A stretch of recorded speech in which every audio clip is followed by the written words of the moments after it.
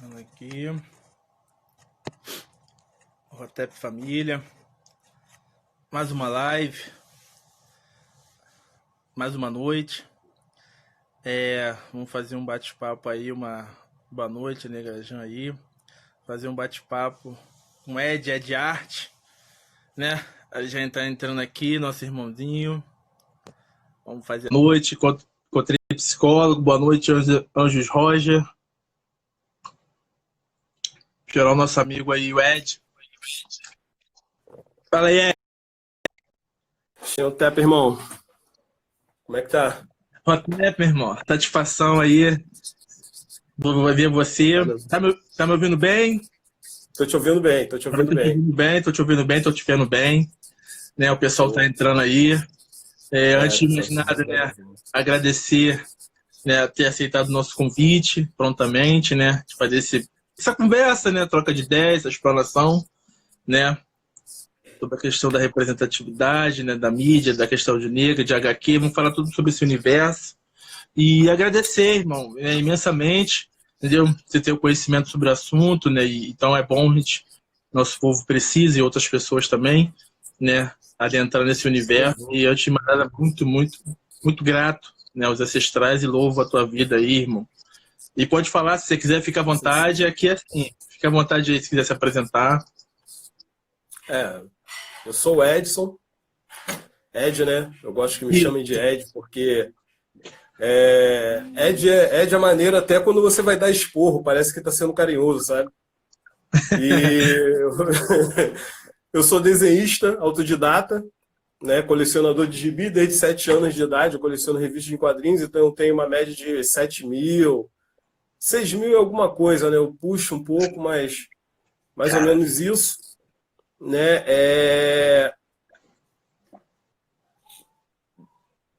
Movimento hip hop por formação de vida, né? Também. Já grafitei muito, já escrevi umas letras com a galera aqui da área e tal. Era uma coisa assim bem incipiente, mas tipo, você começa a viver isso como se fosse a sua essência mesmo. Eu meio que, hoje em dia, eu rejeito esse rótulo de nerd, depois eu explico por quê. Bom. Atualmente eu faço parte da Afrocentricidade Internacional, né? Sob a liderança do Gabriel Swahili. E a gente está nessa luta aí pela renascença africana. Sem dúvida. E eu acredito nisso, né? Entendi, irmão. E você falou no escritor, né? Ciências sociais, né? Você é das ciências sociais, né? Da minha área também. Isso, eu sou da sua área, ciências sociais. Eu sou escritor também, eu tenho um livro escrito, né, que é Rap Histórias, Crônicas da Cultura de Rua. Então, eu conto uma história fictícia, né, de uma turma de amigos que vão se conhecendo e montando um grupo de rap, né? E nesse percurso eu dou pinceladas da história deles mesmo, da vivência de ser um jovem, um adolescente negro, né, no Rio de Janeiro, né? Então tem toda aquela atmosfera da criminalidade em volta, de você querer caminhar no certo, descoberta do amor, da amizade, violência familiar. Então eu coloco várias coisas, né, um caldeirão de coisas para gerar uma discussão sobre o nosso universo e ter uma literatura que atinja o público infanto-juvenil, né, de uma forma assim, abrir os olhos um pouco para um contexto mais duro da realidade. Mas é um livro bem divertido e é um livro que fala de esperança. Agora eu estou escrevendo um de afrofuturismo, que é o Filhos do Sol. Né? Vira e mexe, eu solto o desenho e tal. E eu acredito que até o final do ano eu já tenha ele já em mão já. E eu sou de Ciências Sociais, né, cara? Ciências Sociais pela PUC. Né? Eu tenho domínio adicional em estudos afro-brasileiros, né? Sim. E estou fazendo um domínio adicional também em sociologia urbana. Sim, irmão. E esse Rap Story aí, só vou retomando, né? Se a galera quiser adquirir, comprar, ter contato contigo, como é que é esse esquema aí, para tu falar mais desse trabalho aí, Ed? Então, o Rap Stories ele foi lançado pela editora Multifoco. Sim. Né? Então, a editora Multifoco ela produz os livros por encomenda, né? Sim. Você entra no site da editora e aí lá você faz o pedido do livro, você vê no catálogo, e aí eles te dão um prazo e depois enviam o livro para você. Né? Dessa forma que é feita a negociação, é direto com eles pelo site. Sim, em breve vai ter na livraria no P aqui, Ed. Porque acho que. Vai. Não tem como não vai, ter. Com certeza. Parada, porque deu essa parada da pandemia e não. Vou até entrar em contato com eles já para ver se estão nativos assim, que eu sei que deu uma parada, mas com certeza vai ter e já divulgar, espalhar isso aí, porque é um trabalho muito importante. Pô, a gente precisa muito, grato. a gente precisa muito mesmo. Né? Sim. E voltando a esse universo aí de HQ aqui, Ed, né? O pessoal que está chegando, o pessoal que está adentrando, né? Muitos não têm o conhecimento, outros têm, e muitas pessoas comentando, né, lá no post do Instagram, Ed, pessoas marcando, aí, ó, isso aí, ó. Esse aqui é o livro. Isso, importante, como é que deu só uma... Isso, agora deu uma escurecida. Rap História. Pô, tá bonita essa capa, Ed, tá bonita. Tá show. Vira contra a capa também. A capa e a contracapa. Pra ver assim. Pô, caraca, mano. Pô, tá maneira, que eu não tinha visto. Eu tô vendo assim a capa, ficou muito, muito maneira. Ficou bacana, né? Ficou bacana. Aham. Esse agora dá pra ver melhor, né? Porra, foi muito maneiro. Rap Stories aí, família. Depois, lembrando que isso aqui é live aqui, depois, Ed, vou jogar no YouTube, ou seja, tudo que tá falando aqui vai espalhar e vai amplificar mais ainda, meu. Então... inclusive, se alguém quiser dar uma olhada no vídeo do lançamento do livro, foi filmado pela Cutne, né? Então tá lá no Cutne TV, do Filó e tal, lançamento do livro, muito bacana, foi muito legal. O Cutne faz um trabalho maravilhoso, né, irmão? Divulgando sempre... É o maior acervo, né, digital, né, da cultura negra da América Latina, né? Tipo, já tá... Se você procurar, as nossas histórias estão ali, né? Sim, aconselho a galera aí, quiser saber, né? A galera jovem que tá achando que tá vindo agora e tal, né? O rapaz aqui, como faz para adquirir o livro, é a editora Multifoco. Isso, no site da editora Multifoco. Editora Multifoco. Eu encontrei um psicólogo ali. Editora Multifoco, foi lá que eles... Entrou no site, você vai achar lá e vai entrar em contato. Em breve, eu vou ter aqui na no Beco, com certeza. Aí, voltando aqui, né, Ed, né, a questão do tema, representatividade, né, mídia negra, universo de HQ, nerd. Dá uma produção.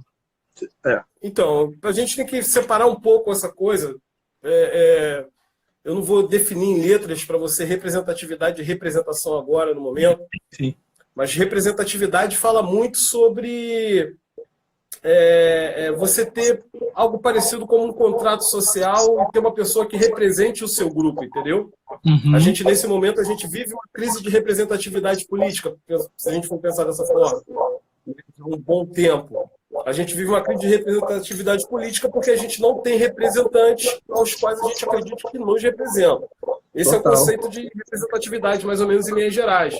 Sim. Agora, representação já funciona em outra atmosfera.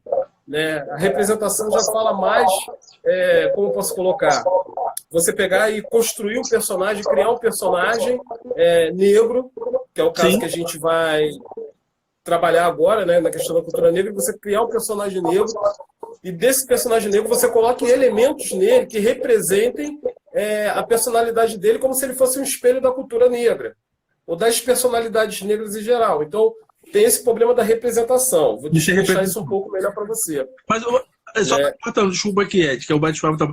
A representatividade, um exemplo para ficar mais interessante. Tem algum exemplo assim de o que pode ser uma coisa, entendeu? Eu quero dizer, uma coisa mais palpável, representativa, algum personagem, uma pessoa na televisão.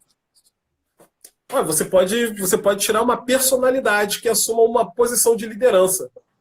Entendeu? Digamos assim. Né? Uma posição de liderança que essa personalidade, a partir desse momento que ela assume aquele papel de ser espelho, de ser liderança de um grupo, ela está numa posição de representatividade. Entendeu? Agora, se você pega um personagem, vamos pegar uma mídia mais recente que estourou, vamos pegar o filme do Pantera Negra. Isso. E aí, tipo, você tem o personagem do Killmonger ali. Sim. Que é o vilão e tal, e ele é um vilão com questões. Né? Ele é uma representação. Entendeu? Sim. Ele é uma representação de uma ideia. Entendeu? Então, há essa diferença. Né? Por exemplo, 1914, eu acho, ou um pouco antes, foi lançado um filme chamado Birth of Nation, né? Que é o nascimento de uma nação, Uhum. que, né, é o grande filme nos Estados Unidos, no sentido que eles dizem que é o grande filme técnico, digamos assim, porque para a época ele trazia efeitos, trazia a atuação dos atores e tal, toda uma técnica bem elaborada para a época, então ele é muito estudado nas academias de cinema. Né? O Sim. Spike Lee, inclusive, tem uma crítica muito forte, que ele coloca a crítica até no final do Infiltrado da Clã. Uhum. Nesse filme, eles contam a visão branca da época. O diretor, ele era racista, branco, da Ku Klux Klan, né, do sul dos Estados Unidos. E ali eles têm um personagem negro, que é um cara branco de blackface. Blackface E é um blackface pesadíssimo. Você olha pro cara, ele foi construído para te dar ojeriza mesmo, sabe como é que é? Sim. E esse cara branco, ele violenta esse cara branco, não, desculpa, esse cara negro, ele violenta uma mulher branca. Caramba. Entende? E aí os caras vão lá e enfiam a porrada nele, espancam, pá, linchamento. Esse filme, ele ressuscitou a Ku Klux Klan, que na época estava morta, mas ele traz uma representação, entendeu? Que eles tinham ideia de como era a personalidade do negro. Essa representação que eles construíram naquele filme ali veio a ditar meio século de representação do ente negro, do homem negro, tanto na mídia quanto fora da mídia. Entendeu? O cara violento, o cara estuprador, o cara perigoso, o cara iletrado, o cara grosso. Entende? Isso é uma representação do que você pode ser, não uma representatividade. Entendi. Deu para descolar? Criar um estereótipo, né? Esse estereótipo. O estereótipo, né? As HQs, as mídias, né? O Ed, ela cria os estereótipos e produz imaginários de subjetividade a partir do desenho das HQs, né, Ed? A gente tem que pensar que, por exemplo, você pega toda criança, ela tem aquele período dela de, tipo assim, viajar no mundo de fantasia que é próprio dela mesmo. Sim, né? sim. Que é alimentado por desenhos, hoje em dia por games, por filmes também. Né? E durante muito tempo, quem alimentava esse universo de fantasia eram as HQs ou os livros, os contos. Né? Qual de nós, enquanto meninos e meninas, assim, se você pegar a gente, eu e você, a nossa idade, a gente chegou a pegar Spectroman, Ultraman, tal, e, porra, quantas vezes a gente não quis voar? Já, né? Ou soltar Jaspion, soltar o raio que os caras soltam. Então, se você pega esse caldeirão, ele é um formador da cognição daquela criança, tá ligado? Tipo, a sua estrutura é formada ali. Então, você pega esses personagens que são construídos dentro dessas histórias fictícias e aí você dá a eles personalidades que vão espelhar para aquelas crianças e vão ajudar a formar aquele caráter ou personalidade. Entende? Sim. Então você pega assim, por exemplo, hoje a gente está muito na era dos anti-heróis, que eles costumam dizer. Se você pega assim, personagens tipo o Wolverine, o próprio Batman, que são os caras legais, mas não são legais. Tá entendendo? São os caras pavio curto. Coringa. Exatamente. Mas no passado, você tinha personagens que eles queriam que demonstrasse o caráter ilibado da sociedade, entendeu? Então você tinha, por exemplo, o Capitão América, que era um grande líder, forte, um cara de autoridade, entende? E o Capitão América ele foi criado para poder inspirar os soldados americanos também, né? Então, assim, e é engraçado que ele, nessa utilização de inspiração, ele é uma cópia do ideal nazista, porque ele é loiro, alto, forte. Você tá entendendo? Ele é ariano. Tá ligado? Ele representa aí o alienismo. Você pega nas primeiras... Você pega nas primeiras revistas do Capitão América, você vai encontrar os negros, ele lutando contra alguns negros vilanizados, e a representação dos negros é grotesca. Eles parecem, tipo assim, animais saídos de dentro da pedra, com cabelos grandes, unhas, dentes pontudos, entende? Então, assim, você pega esse tipo de representação numa mídia que na época que saiu, que era década de 40, final da década de 30, década de 40, então era uma mídia muito hegemônica, porque não havia televisão, havia rádio, Sim. as pubs, que eram os pequenos livros, tipo aqueles livros que você encontrava na banca, Sabrina, o Tex, mas assim, você pega, porque a gente vive no mundo das imagens, a imagem comunica muito com a gente. Foi imagética, né? Imagética é muito A imagética, né? A imagética é poderosíssima, e a imagética é uma construção do negro. Você sabe muito Sim. bem que a gente, os nossos ancestrais, eles passavam as informações e os conhecimentos através da imagética, que ensina e fixa o ensino e o conhecimento muito mais do que a letra. Sim. Entende? Então, assim, tipo, quando se cria as histórias e quadrinhos, isso é um boom. Porque o cara está vendo ali aquilo que antes ele só imaginava. É parecido com o que hoje a gente vê um filme com algo que antes a gente só via nas revistas e quadrinhos. Mas, enfim, nessa imagética, a construção do negro é essa. Entendeu? Tem um personagem de 1932, que eu acho que é o primeiro personagem negro das histórias e quadrinhos, Caramba. que é aliás, não é o primeiro, mas assim, das histórias de quadrinhos de heróis. Sim. Existia um personagem chamado Mandrake, que foi criado por Le Falk, que é o mesmo que criou o personagem do Fantasma. Sim. Esse Mandrake ele morava em Xanadu, que era um reino mágico situado na África, porque o Le Falk ele tinha uma fixação com a África, porque ele era colonialista, então ele construiu... Pra tu ver, essa palavra Xanadu já me remeteu à minha infância. Eu já ouvi muito essa palavra Xanadu, rei de Xanadu. Mas eu já ouvi... Sempre ligado ao universo mágico. Pra tu ver. E o Mandrake ele tinha um companheiro que é chamado Lothar. Entendeu? Então o Lothar, ele estava ali de herói, ele era companheiro do Mandrake. Né? Mas vamos pegar a história do Lothar. O Lothar ele era príncipe de 7 nações negras.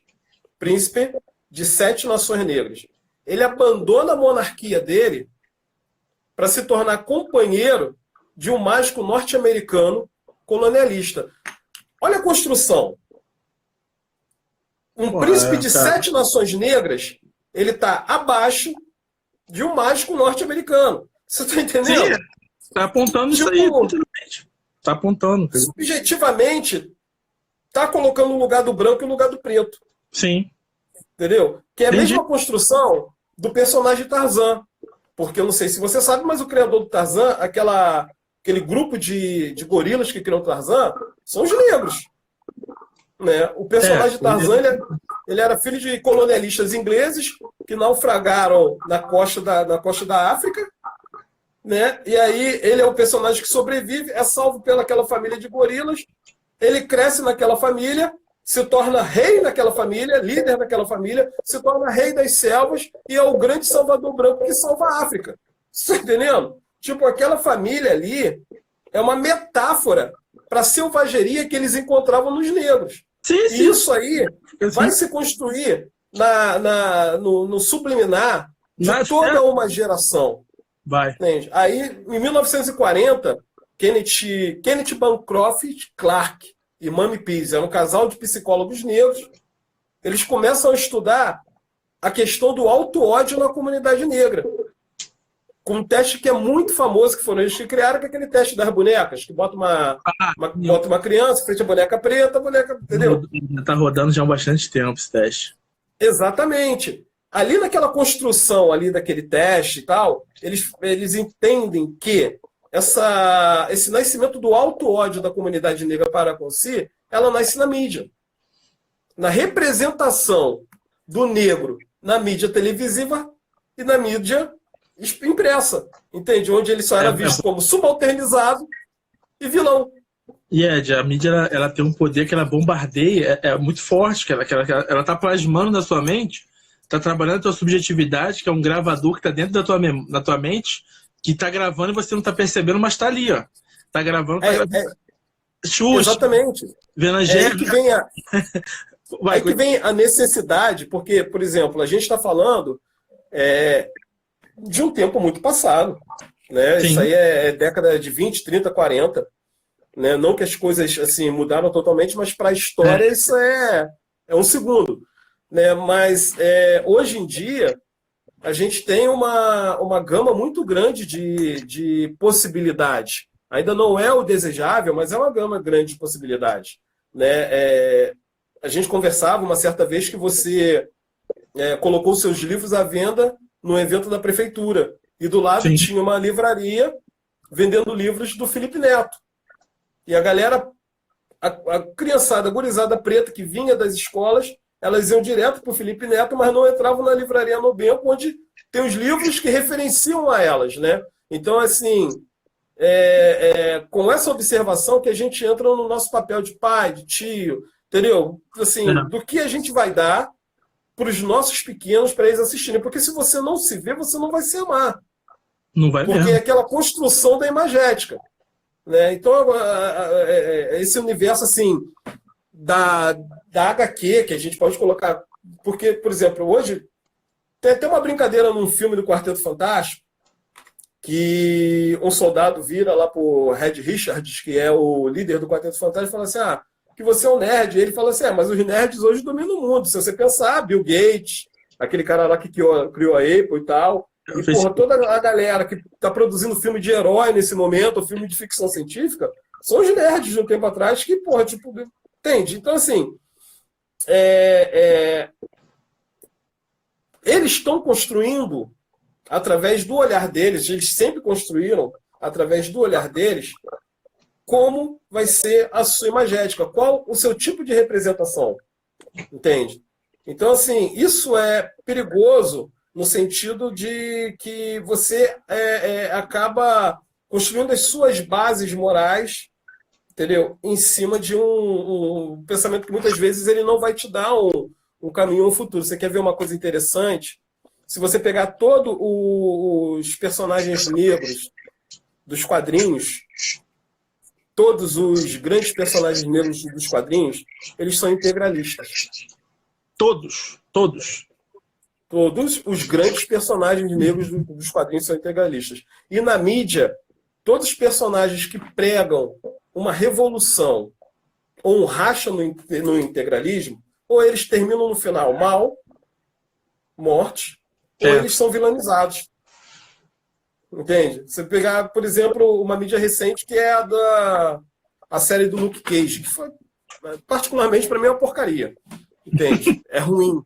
Por quê? Porque tem gente que adora o Luke Cage. Por quê? O Luke Cage é um personagem interessante, cara. Ele foi criado ali naquele momento da Blaxploitation, ali nos anos 70, né? Sim. Ele é o negão do Harlem, à prova de bala. Você vê que conteúdo interessante. É como se estivesse dizendo para você sobreviver no Harlem, nesse momento, você tem que ser à prova de bala. Para você ser preto, nesse momento, você tem que ser à prova de bala. É um herói, tá ligado? Então, tipo assim, ele não era um herói, digamos assim, né? Ele era ele era envolvido com parceiro de um criminoso, foi preso por armação desse criminoso. Dentro da cadeia, ele aceita participar de um experimento para poder ganhar uma condicional e acaba adquirindo esses poderes aí porque um policial que não gostava dele vai lá e mexe na máquina e tal. E ele fica super forte com a pele invulnerável. E aí, as histórias dele todas se passam no Harlem e ele não quer ser aquele herói tipo assim, eu ganho esses poderes, grande responsabilidade no mundo. Não, que se exploda. Você quer que eu dê um pau no cara ali? Me paga. Entendeu? Então ele monta uma agência chamada Herói de Aluguel. E é muito interessante que as roupas dele refletem todo aquele climão dos anos 70 e tudo mais. Né? O Luke Cage foi um herói que ficou na década de 80 e 90 meio que esquecido de lado. Sim. A partir dos anos 2000, tem um escritor que a gente vai voltar nele na conversa, chamado Brian Michael Bendis. Ele hoje escreve Superman, mas ele escreveu Os Vingadores, ele foi o criador do Miles Morales, que é o Homem-Aranha Negro e tal. O Brian Michael Bendis, ele cria uma personagem chamada Jessica Jones, e essa personagem é uma detetive branca, que ela ganhou série também na Netflix. E a Jessica Jones, num dado momento ali na série dela, ela tem um envolvimento sexual com o Luke Cage, é uma série para adultos. e depois ela engravida dele, tá ligado? Quando ela engravida e coloca ele na parede, ele acaba assumindo ela. Mas aí já é um Luke Cage totalmente diferente daquele Luke Cage anterior. Sabe como é que é? É o Luke Cage palmiteiro. Porque é difícil você imaginar... Não, mas boa. É difícil você imaginar um Luke Cage, um negão do Harlem, entendeu? Que era apaixonado por uma mulher preta nos anos 70, se relacionando com uma mulher branca de uma realidade totalmente diferente da dele. Entendi, tô entendendo. Mas o Brian Michael Bendis, ele é um escritor branco que adotou duas crianças pretas. Então ele tem meio que necessidade de criar um universo de heróis pretos. Aí ele criou o Miles Morales, que é o Homem-Aranha mais novo, negro, que é filho de um homem negro com uma latina, porque ele sempre faz essa coisa meio que do interracial. Ele criou a Riri Williams, que seria a substituta do Homem de Ferro, que é a Coração de Ferro, e agora ele foi para DC e ele criou, esqueci o nome da personagem, mas uma personagem negra e uma Lanterna Verde negra, duas meninas negras, porque é a referência que ele dá para os filhos dele. Mas todos esses personagens ele traz para um universo integralista, ele quebra totalmente com aquela ideia inicial de, tipo assim, do orgulho negro, digamos assim, que talvez fosse a referência ideal para a gurizada preta que hoje está tendo acesso a essas mídias. Você está entendendo? Não, então sim. Você pega assim personagens que racham com essa lógica de sistema, essa lógica integralista, pacifista, seja lá como for querendo denominar, geralmente são vilanizados. Né? O Magneto, por exemplo, é uma coisa que a mídia trabalha muito bem, de vilanizar o Malcolm X, e aí a gente às vezes compra. Por isso que me dá um pouco de raiva quando as pessoas pegam qualquer referência dentro do escopo que envolve, sejam personagens fictícios negros reais, a galera sempre quer fazer os dois polos de Malcolm X e Luther King. Sempre, né? Sempre. E é um reducionismo enorme da mentalidade desses caras e da cosmologia do preto. Porque, tipo, você quer referenciar, tem vários aí, cara. Usa o Patrício Lumumba, referencia com Mandela antes da prisão, Mandela pós-prisão, Steve Biko, sabe? Tem vários. Mas, pô, tipo assim, a mídia, ela sempre trouxe a ideia de vilanizar o Malcolm X. Sempre. Entendeu? Então você vai pegar qualquer vilão que tenha fundamentos sólidos, né? Que rivalize com o herói, um personagem numa posição de herói, a galera vai sempre colocar assim, me fez lembrar Malcolm X, fulano me fez lembrar Luther King. E aí você tem o Magneto contra o Professor Xavier. Mas eu vou perguntar, tem base dos criadores, tem narrativas de que o criador pegou o Magneto, não sei se é verdade, né? Estou perguntando que eu não sei. Os criadores foram Jack Kirby, o Malcolm e o Xavier se assemelhando. Isso. Que você vê o Magneto, porra, tem umas paradas do Magneto que eu olhei assim e falei, caraca, mano. Sabe, acho que o X-Men que eu mais gostei, né? Não tem como não ver. Que ele tá no estádio de futebol, aí ele fala, chega de se esconder. Chega de, sabe, ele vai falando de um jeito assim que eu falei, pô, ele tá falando de, chega de vamos ser naturais, vamos ser o que nós somos, entendeu? Uhum. Caraca, tô metido, entendeu? É foda, mano. Então, os criadores foram o Jack Kirby e o Stanley, e eles foram veementes em dizer que eles não utilizaram da vida real. Veementes, que não pegaram nada de químico. Só que é difícil você confiar nesse sentido, porque a Marvel, ela bebia muito da realidade para poder construir seus personagens, que eles entendiam que era a forma mais fácil de poder entrar e pegar a galera de universidade, que era o foco deles, o adolescente na época. O lance é que, se você pega os X-Men do período de Jack Kirby e Stanley, você não consegue identificar isso no Magneto, sabe? O discurso de Magneto ele não é racial nesse momento. Sim. Ele é só um vilão. Entendeu? Ele é só um vilão para fazer a antítese do herói, que no caso seria o Professor Xavier. A partir da década de 70, quando entra o Chris Claremont, foi o Len Wein, depois entra o Chris Claremont e o John Barney, que é a época de ouro dos X-Men, que foi ali que eles fizeram sucesso. Que aí veio Tempestade, Colossus, o Wolverine, veio esses personagens. A partir daquele momento ali, que os X-Men o Magneto começa a adquirir um discurso racial. Até então, os X-Men eram só perseguidos. Sim. Mas se você pegar na ideia toda, tem tudo a ver com a questão do momento dos direitos humanos norte-americanos, porque o Xavier sempre teve aquela personalidade de integrar humanos e mutantes, né? Os mutantes, eles são... Exato, os mutantes são altamente parecidos com os humanos e discriminados pelos humanos. A leitura é toda essa. A leitura é toda essa. Só que você não vê um mutante preto em histórias em quadrinhos até a década de 70. Entendeu? E até hoje, se você for caçar, eu acho que deve ter uns 5 ou 6 mutantes retratados que sejam negros. Um pouquinho mais, sabe? Tipo, mas eles bebem totalmente da questão racial. Totalmente. Hoje, inclusive, no atual rumo das histórias e quadrinhos, X-Men, eles montaram uma nação própria. Vê se você pesca isso. Eles pegaram uma ilha e falaram, aqui vai ser a nação de todos os mutantes da Terra. Todos os mutantes venham para cá.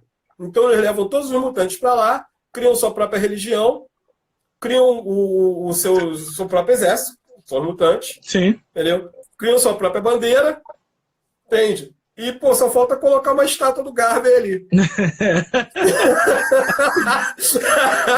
Isso, né? Tipo, aí você fala assim, pô, nacionalismo, da onde que o cara... nacionalismo mutante. Exato. Mas aí que tá o barato. Da onde que o cara tirou essa ideia, velho? Porra, foda, né? Saca? Porque, pô, tipo, eu tava conversando com uma amiga, inclusive ela tá aqui na live, a Rosana Eusébio.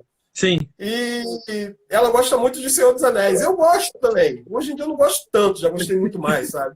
Sim. Mas você vai se tornando mais crítico e tal. Uhum. E o Senhor dos Anéis, ele tem uma história de criação que o Deus Todo-Poderoso é chamado Eru Ilúvatar. E Eru Ilúvatar, ele cria, a partir dos sentimentos e das características dele, ele cria semideuses. Entendeu? E esses semideuses, esses caras, eles ajudam ele a construir o mundo. Sim. Entendeu? Então, o que rola? Tipo, e aí constrói o mundo lá de Senhor dos Anéis. O Tolkien, que é o criador de Senhor dos Anéis, ele era sul-africano, né? Filho de holandeses, sul-africano. Depois ele pega e volta para a Inglaterra. Se você pegar o início do Senhor dos Anéis, você pode trocar o nome de Eru Ilúvatar por Olodumare, e você pode pegar o nome de todos os semideuses que ele criar e botar o nome de orixás, cara. Sim. Porque a história de criação é totalmente parecida. É muito parecida. Sabe como é que é? E aí você fica assim, porra, de onde que o cara tirou essa ideia? Eu, na minha concepção, tipo assim, é um plágio do cacete, mas quem vai dizer? Total, né? Sabe? Quem vai dizer? Sim, sim. Deixa eu te perguntar. E aí você... tem umas perguntas aqui, a galera, não sei se você reparou, tem várias perguntas. Galera, vou tentar, na medida do possível aqui, que é um bate-papo, conversa, pergunta. Tudo junto, né? A Sheila perguntou aqui, o que você acha dos títulos, Ed? Que são construções brancas, tipo Turma da Mônica, e que agora estão pintando de preto, para dizer que incluindo a todos. Entendeu? Sacou? O que tá acontecendo aí que...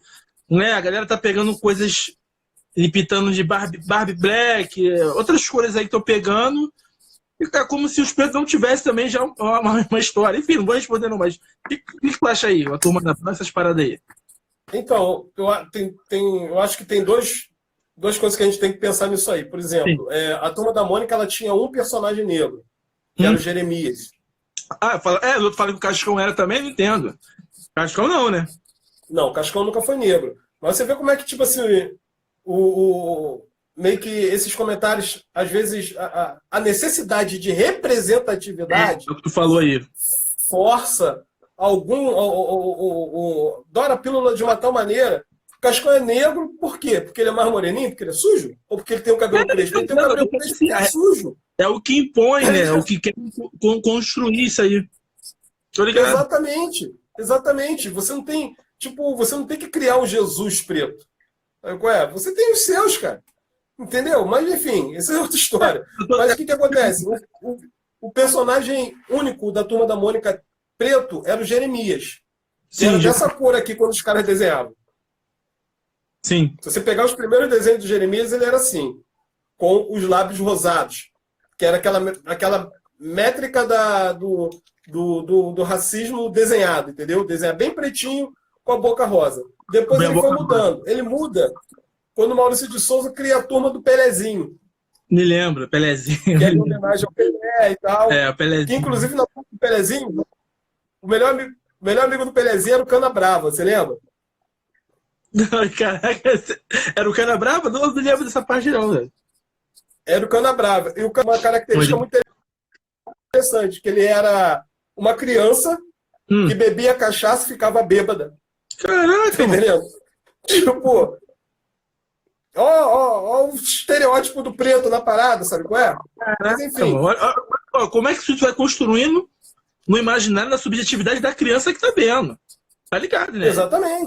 Exatamente. Vejam construção. Que é a construção que eles davam pro Mussum também. Do preto que não gosta de trabalhar e que enche a cara. Enche a cara, só que bêbado e que só quer mé. Só quer mé o dia todo, Exatamente. Exatamente. Cana Brava era isso. Mas, enfim, porque o Maurício de Souza tem essa relação com o futebol, porque aqui é o país do futebol, né? Então ele criou a turma do Pelezinho, já teve a turma do Ronaldinho, agora é capaz de ter a turma do Gabigol e tal. Mas, enfim, isso aí perdurou durante muito tempo, até que no começo de 2000 ele começa a abrir um pouco mais os personagens dele a nível de alcançar uma diversidade maior por causa das discussões que começam a surgir. Né? Então, assim, hoje, como a irmã perguntou, essa coisa de pintar os títulos de preto, na minha visão, é somente oportunismo. Entende? É você aproveitar a oportunidade do momento, entendeu? Para poder alcançar um público maior, principalmente depois que você começa a perceber que essas mídias elas são muito consumidas pelo público negro também. Que até então você não tinha essa ideia. Entende? E aí depois você passa a ter, porque se você pega na década de 90, os atores negros de Hollywood eles dificilmente conseguiam emplacar um filme só de pretos que não fosse por produtoras independentes. Né? O Will Smith ele até fala do primeiro Bad Boys que os caras não queriam colocar ele no Martin Lawrence, porque diziam que o público branco não ia consumir um filme de pretos. Né? E aí você pega a maioria desses filmes de década de 90, de 80, que trazem protagonistas pretos, o restante do elenco é quase todo branco. É só você olhar o Blade como herói. Só tem praticamente ele de preto e a Shana Latam, que é a mãe dele, que faz o papel da mãe dele. O resto é todo mundo branco. Entende? Sim. Então, assim, quando estoura Pantera Negra agora recentemente, com mais de 1 bilhão de bilheteria, sabe? Todo esse discurso de que preto não consome vai pra vala. Porque mesmo que, tipo assim, não tenham sido só pretos, gera interesse. A galera quer ver. Entendeu? Então, tipo, o que eu vejo hoje é meio que para aproveitar esse boom, esse momento de consumo e também para passar bonito. Não somos racistas. Hashtag. Tipo, é só no sentido mesmo de aproveitar mercado. Não é que a mentalidade mudou. Entendeu? Tipo, não há uma preocupação. Nunca houve uma preocupação. Entende? Continua não havendo uma preocupação. A preocupação é só mercado, a meu modo de ver. Aqui, outras perguntas aqui, Ed. Deixa eu ver aqui. Acho que eu encontrei um psicólogo que fala se você tinha um livro, um HQ do Mandrake. Tem alguma coisa do Mandrake? Tá muito antigo, não entendi. Repete. Repete que eu não entendi. Qual livro que você poderia me indicar que fala a questão do Mandrake, esse personagem que tu falou lá atrás? Então, livro eu acredito que eu não tenho conhecimento, mas é só dar um Google. Só dar um Google, porque isso, inclusive, já foi até tese de mestrado de algumas pessoas, entendeu? Sobre a questão de personagens negros, mas é só jogar personagem Lothar, do Mandrake, no Google, que vai trazer a história do Lothar. Do Lothar, né? A outra aqui é Milene Souza. Boa noite. É verdade que o Homem-Aranha é um conto africano? Aí eu já não sei, desconheço se o Homem-Aranha é um conto africano. Repete que falhou um pouquinho. Milene Souzales, né? Milene. Boa noite. É verdade que o Homem-Aranha é um conto africano? Eu não sei, nunca vi. Não, na verdade não. Vou explicar mais ou menos o que essa confusão meio que traz.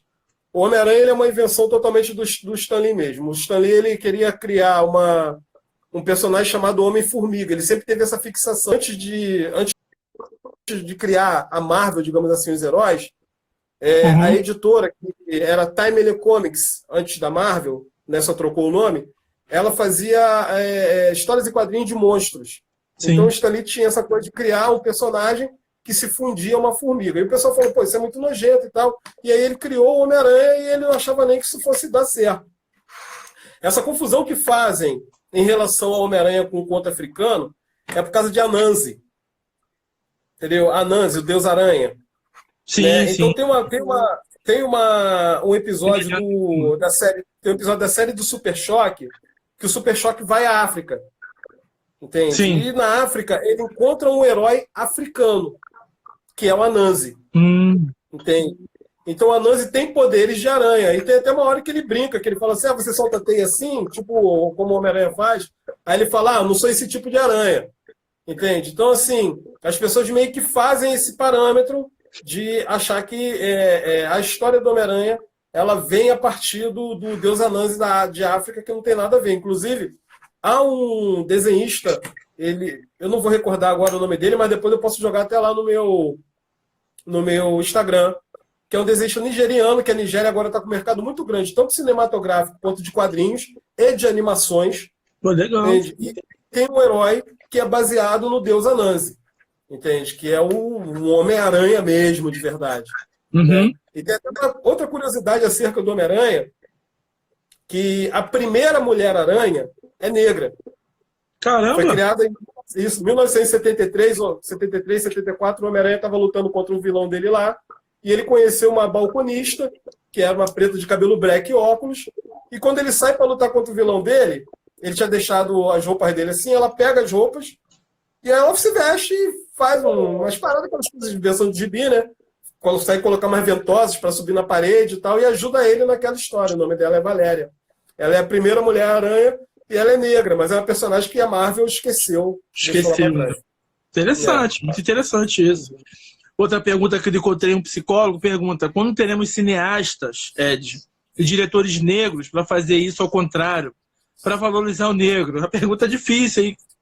Quando teremos diretores? A gente já tem. O problema não são os cineastas e os diretores. O problema são as produtoras e os grandes estúdios. Não sei se a galera tem noção, o mundo cinematográfico dos blockbusters, nos Estados Unidos principalmente, ele é dominado por 4 ou 5 grandes empresas. Disney, Sony, Warner, a Fox caiu. É mais ou menos isso. Né, que são aquelas que dominam lá no topo mesmo, porque as outras acabam sendo conglomeradas, eu tenho que usar a distribuidora deles. O Ryan Coogler, que é o diretor do Pantera Negra, ele é negão e ativista. O atual escritor das histórias e quadrinhos do Pantera Negra, que é o Taishne Coates, ele é ativista do movimento negro e ele escreveu um livro maravilhoso chamado Entre o Mundo e Eu, que seria necessário, tipo, se todos nós lermos, que ele fala, é uma carta para o filho dele, onde ele conta o que é ser negro nos Estados Unidos e como você faz para ser negro nos Estados Unidos. É espetacular, esse livro é um best-seller. Né? E aí eles elaboraram a construção do filme do Pantera Negra. O Ryan Coogler, ele não teria como colocar todas as ideias no roteiro do filme, porque o filme passa pela Disney, passa pelos judeus, né? Então o que acontece? Onde ele coloca as ideias dele? Porque o filme ele inicia com aquele lance que houve lá em Chicago, que foi daqueles 7 policiais que espancaram o negro, que eu esqueci o nome dele agora, né, que deu um reboliço, na época não tinha filmagem, foi em 1993, mais ou menos. Acho que eu me lembrando. Rodney King, não? Ele mesmo. Rodney King. Isso. Aquele problema que o pai do Killmonger está querendo resolver ali é por causa do espancamento do Rodney King. Entende? Então, o que acontece? No Killmonger, no personagem, o Ryan Coogler coloca as questões que a gente debate aqui enquanto negros. Só que ele tinha que transformar esse personagem. Assim, eu acho errado quando a galera fala assim, que o Killmonger é o Malcolm. Cara, ele construiu um personagem que queimou as plantas lá que foram dadas pela deusa abaixo, que matou os próprios irmãos para chegar ao fim, entende? Que, tipo, desrespeitava os mais velhos e a ancestralidade. Então, eu acho muito complicado fazer esse tipo de comparação. Também acho. Entendeu? Também acho. Então, mas, tipo, a gente não pode negar que esse personagem traz o discurso e os traços daquilo que a gente, enquanto ativista, enquanto pensante da renascença africana, a gente pensa também. Entende? Então foi ali que ele pôde colocar. Ele não poderia colocar isso no papel do personagem principal. Porque senão o filme não passa. Senão eles escolhem outro diretor. Entende? Então foi o subterfúgio que ele teve para poder trazer a discussão. Né? Que até ele coloca muitos signos no filme. Né? Tem uma hora que está o T'Challa vestido de preto, a Okoye vestida de vermelho e a Nakia vestida de verde. Entendeu? Todos eles na posição do RGB. Para bom entendedor, meia palavra basta. Tem o vermelho, vermelho. Mas você não pode ser direto. Exatamente. Então, por exemplo, existem histórias que fez o Blade, cara. Esqueci o nome dele aqui agora. Wesley Snipes. Ele montou a produtora dele para poder produzir filmes. Né? Cara, sério? Sim, ele montou a produtora dele para produzir filmes. Ele chegou a produzir um filme muito bom, que eu recomendo, que é O Inferno Branco. É um filme espetacular, espetacular. Inferno Branco o nome, vê se eu consigo. Inferno Branco. Hoje em dia você só encontra em torrent. Esses dias eu até baixei. Eu baixo muita coisa em torrent. Isso. Ele produziu alguns outros filmes de baixo orçamento. Um filme de romance muito legal com a Shana Latam também, que é uma desconstrução da ideia do negro também nos filmes, né? Porque vou chegar nesse ponto, mas deixa eu só concluir. Sim. Mas o Wesley Snipes, a produtora dele não andou para frente, porque tentaram derrubar ela de tudo quanto é maneira. E aí pegaram ele no fisco, tá ligado? E aí o cara foi preso. Entendeu? Porque tava devendo imposto de renda. E ele, tipo assim, acabou a grana do cara para ele montar uma produtora. Ou seja, tipo, há um filtro para isso, sabe? Então, enquanto nós não tivermos produtoras próprias, a gente não vai trabalhar isso. Né? Se você joga na Netflix hoje, você vai encontrar uma míriade de filmes nigerianos. Porque lá tem, esqueci o nome da Nollywood, né? Nollywood. Mas assim, são filmes legais, mas que não vão tratar da questão racial do jeito que a gente tenta tratar, porque eles estão no continente, a gente está em diáspora. O impacto é diferente. Sim. Né? Então, e eles querem vender para fora. Então, assim, você vai ver muita comédia romântica e pouco drama. Entende? Mas já é um início lá. Enquanto nós não tivermos grandes produtoras, a gente não consegue romper. Se você parar para pensar, grandes filmes que nós tivemos vontade de assistir, recentemente, você pode pegar de Selma para cá. Você vai pegar Selma, eu acho que o Corra chegou aí para o cinema. Mas sim, o Queensland, que é um filme espetacular, entendeu? Não foi para o cinema. The Photograph. Infiltrado na Clã. Não me lembro de Infiltrado na Clã. Foi porque é Spike Lee. Sim. Porque é Spike Lee. Aí vai para o cinema. Mas também não pega grande circuito. Pegou muito circuito que não tem muita divulgação. Exatamente. Né? Não é blockbuster. Blockbuster, mas não nesse sentido do que a gente imagina. Então, assim, respondendo o irmão, o problema não são os nossos diretores nem escritores. O problema são os grandes produtores. Porque eles querem montar uma narrativa. Você pega, e essa construção da representação volta para esse lugar. Qual é a narrativa histórica do negro dentro dos cinemas, dentro de Hollywood? A gente começou na escravidão. Essa é a narrativa. E é perigoso. Se você pegar Raízes, que é um filme muito celebrado por todo mundo, ele tem um vislumbre daquela tribo em África, aquele grupo em África, e depois é todo passado na escravidão. E aí você pega os grandes filmes que são celebrados por eles, né, que chegam perto de ganhar Oscar, que é 12 anos de escravidão, entendeu? Harriet Tubman, O Nascimento de uma Nação, que foi filmado depois, agora. São todos filmes que retratam o período escravagista. Eles não vão lá atrás para poder filmar no tempo que nosso período de glória mundial. Isso aí nunca vai ser retratado, sabe? Porque ninguém nunca filmou a história, esqueci o nome, daquele do cara mais rico do mundo. Eu sei que tá falando o nome dele agora. Me fale o nome dele agora, sabe? Ou se você pegar... Isso. Esqueci o nome dele, do Mário. Eu vou lembrar. Mas se você pegar o último filme que se falou de deuses egípcios, né? Mussa Mansa. Mussa Mansa. Por que ninguém nunca filmou Mussa Mansa? Se você for do Egito, eles filmam o Egito. Mas se você ver como é que aquele outro filme lá que eles fizeram no Egito, Deuses do Egito? Porra! Deus do Egito? E... Eru era loiro? Exatamente, entendeu? É uma parada assim que é muito complicada, né? É um narcisismo muito, muito grande. Né? Então, nós... Mas não é narcisismo. Aí é que está o grande lance. Não é narcisismo. Não, é a coisa da representação. Sabe como é que é? Eu tenho que representar você num lugar de subalternidade. Entende? Mas se você pegar... Às vezes nem aparece a gente, não. Nem tem. O Egito é todo de acordo com... Nem tem. Não. O Egito é branco. O Egito é branco. O Egito é igual a Bahia da Globo, velho. Tá ligado? Joga um preto lá que tá tudo certo. Vamos ver, tem mais uma pergunta aqui, ó. Ed tem uma pergunta aqui do Lucas de Gabriel. Salve, você tem conhecimento do porquê da interrupção abrupta de um dos arcos do Justiceiro, em que ele é transformado em preto e é salvo pelo Cage? Não sei se tá ligado e tá por dentro. Lucas de Gabriel. Então, assim, eu não vou poder te... O Justiceiro... O Justiceiro, Lucas Gabriel, parceirão, faz faculdade comigo, parceiro. Já tá ferrado, entendi. Tá lá naquele nosso grupo. Justiceiro, o Justiceiro, ele é um personagem que eu não acompanho. Né? Particularmente, eu não gosto. Porque o Justiceiro, ele cria uma imagética da violência. Porque ele mata bandidos. Geralmente, os bandidos que ele mata estão envolvidos com gangues e tudo mais, sabe? Então, tipo assim, se você trouxer isso para uma realidade mais crua, o Justiceiro é matador de preto.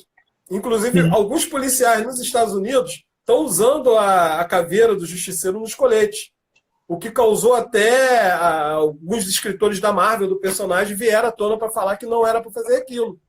Mas o Justiceiro teve várias fases no quadrinho, porque ele é um personagem que, tipo assim, ele não tem o que fazer. Eles nunca vão botar o Justiceiro matando um vilão maneiro, tá ligado? Porque o vilão maneiro também é um personagem que dá like. Então, assim, eles sempre vão botar o Justiceiro matando o personagem meia-boca que eles acabam criando. Então a história se torna muito repetitiva. Como a história se torna repetitiva, eles têm que oxigenar a história. E eles criam. Então já existiu o Justiceiro zumbi, já existiu o Justiceiro com armas divinas matando demônios. Existiu o Justiceiro à torta e direita. E como eu não acompanho, realmente eu não sei. A única coisa que eu sei do Justiceiro é que ele tem um personagem chamado Barracuda, que é um negrão de 2 metros, que enfia a porrada nele o tempo todo, e Barracuda é muito divertido. Barracuda fez muito sucesso. Fez tanto sucesso que ele ganhou uma minissérie própria. Esse aí eu gosto. Mas ele não tem visto a minissérie. Eu vi aqui mais, Bruno Matsou. Tô ligado aqui, hein, Bruno? Salve, Bruno. Da Deidade de Anansi. Bruno comentando aqui. A fã ama o Super Choque. O Super Choque é fantástico. Anjos Roger tem um livro do Neil Gaiman chamado Filhos de Anansi, né? Isso. Neil Gaiman. Neil Gaiman ele é um escritor inglês. Ele criou assim clássicos das histórias em quadrinhos. É um escritor que eu gosto muito. Tem um livro dele que eu tenho que é O Oceano Depois do Caminho, que é um livro assim que mexeu muito comigo na adolescência, me comoveu muito. E o Neil Gaiman, ele é escritor de deuses americanos. A ideia de deuses americanos é que na vinda para os Estados Unidos, as pessoas que foram retiradas ou vieram por conta própria de seus países, trouxeram também os seus deuses. Entende? Então, por exemplo, inclusive no 4º episódio da série, tem uma passagem que é dentro de um navio negreiro, um tumbeiro, e os caras estão lá e a Nancy aparece. A Nancy aparece com o terno e começa a falar um monte de coisa. Vocês estão fodidos agora, daqui a 100 anos vocês estão fodidos. Entendeu? vocês não sabem que vocês são negros ainda, mas eles estão chamando vocês disso lá fora. E os caras começam a ficar com raiva, assim, então, olha só, vocês estão tudo mortos. Por que vocês não soltam dessa corrente e vai lá matar esses filhos da puta? E aí liberta eles da corrente, os caras vão lá, queimam navio, estoura tudo. E Neil Gaiman, ele trabalha com 4 deuses negros, que é o Anansi, a Rainha de Sabá, né? Aquele deus, o deus da morte... Não é o deus da morte, né? Mas do Egito, esqueci o nome dele, cara. Do Kemet. Não, daqui a pouco eu vou lembrar. Tá ligado? Tô ligado. E tem 4, não vou lembrar de todos, mas tem uma das passagens desse livro que ele conta a história de um casal de gêmeos que são vendidos em África pelo seu tio para escravagistas. E eles são crianças ainda, e eles passam todo aquele período no mar, eles não sabem o que está acontecendo, e eles acham que eles vão vir para esse continente, os brancos estão trazendo eles para poder almoçar eles. Chegando em Cuba, eles são separados. A menina vai para os Estados Unidos e o menino vai para o Haiti. E nunca mais se vê, só vem mais uma vez. Nos Estados Unidos, a menina acaba se tornando uma grande feiticeira. Ela aprende voodoo, ela já tinha uma ideia, né, de quando ela aprendeu em África, e ali ela desenvolve, se torna uma grande feiticeira, super temida por todos, super respeitada por todos. E no Haiti, o irmão dela passa a incorporar Exu. E ele é um dos grandes provedores da Revolução do Haiti. Né? Ele perde um braço. Quando ele perde um braço no Haiti, o braço da irmã fica inutilizado nos Estados Unidos. E no Haiti ele ajuda com a revolta, eles tomam, né? E depois ele morre, ele é morto. E quando ele é morto, ela vê ele no lago. Ele vai se despedir dela. Sabe? Tipo assim, é uma história espetacular, porque o Gaiman, ele traz tudo aquilo que a gente já conhece e tal, mas ele dá cores, ele escreve muito bem, então você realmente entra na história e sente aquilo. Que eu acho que é essa passagem que o irmão está falando. O que? Deuses na América? O nome Deuses americanos. Deuses americanos. Tem o que? É um seriado? Oi? Agora tem um seriado na Amazon, que não traz esse trecho da história. Mas o livro, a série de livros, eu não sei quantos livros são, mas traz esse trecho, que é um trecho até grande, é um capítulo inteiro, né, que traz essa história para poder, tipo assim, porque o que ele ilustra que é uma guerra de deuses, na verdade. Os deuses antepassados com os novos deuses. Quem são os novos deuses? A internet, a televisão, entendeu? A rede de computadores. Então, os deuses do passado, eles estão perdendo a adoração para esses deuses agora. Então, eles estão entrando em choque.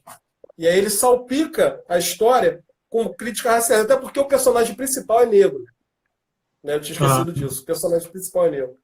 Aí ele salpica muito, tem muita crítica racial. Entendi. Um documentário do John Henry Clarke que foi produzido pela produtora do Wesley Snipes. Wesley Snipes, nem sabia também disso. Ó. A Tayane aqui falando, Tayane Pimentel. Tem a produtora dos irmãos Wayans, né? Aqueles irmãos, né? Ele seriado, faz filmes, tem essa produtora deles. Que até agora está no contrato com a Netflix e tal.